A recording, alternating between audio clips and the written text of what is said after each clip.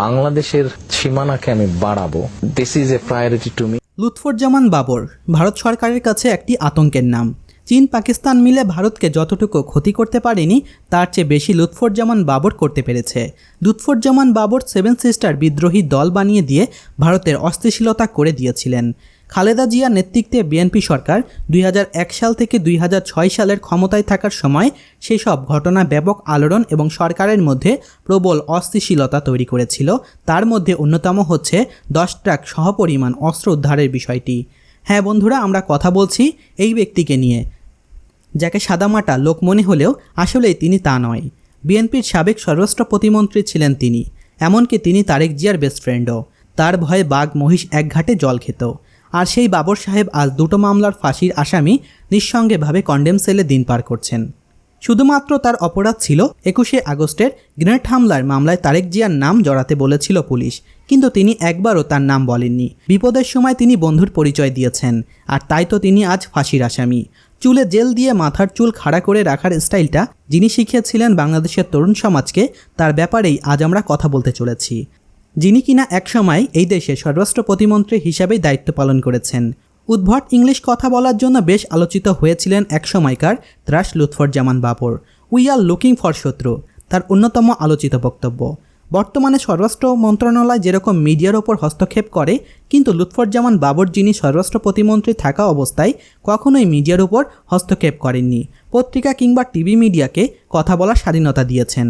2018 সালে তার যেদিন ফাঁসির রায় দিয়েছিল আদালত, সেই দিনটি ছিল লুৎফুজ্জামান বাবরের জন্মদিন। কারাগারে থেকেও তিনি দিন দিন আরও জনপ্রিয় হয়ে উঠছেন।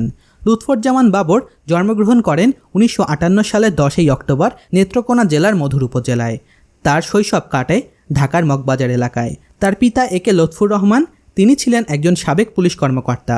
মা জুবাইতুর রহমান ছিলেন একজন গৃহিণী। 4 ভাই ও 3 বোনের মধ্যে লুৎফুজ্জামান বাবর ছিলেন তৃতীয়।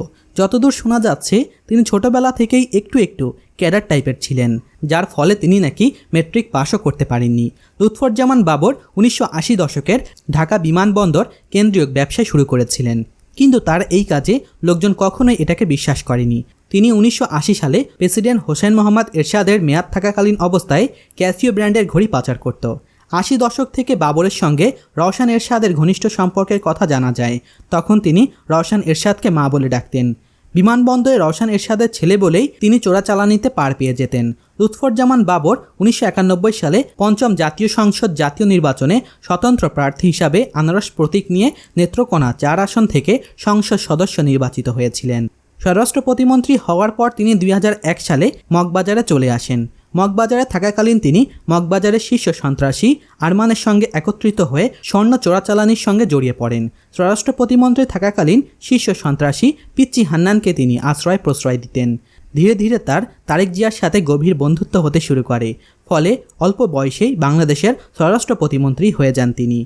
ধীরে ধীরে খালেদা জিয়ার ভরসার প্রতীক হয়ে ওঠেন। টেকনাফ থেকে তেঁতুলিয়া পর্যন্ত তার জনপ্রিয় ছিল তুঙ্গে। অন্যদিকে তার সংসার জীবনের কথা বলতে গেলে 1992 সালে তিনি বিয়ে করেন তাহমিনা জামান শ্রাবণীকে। এই দম্পতির বর্তমানে একটি পুত্র ও একটি কন্যা সন্তান রয়েছে।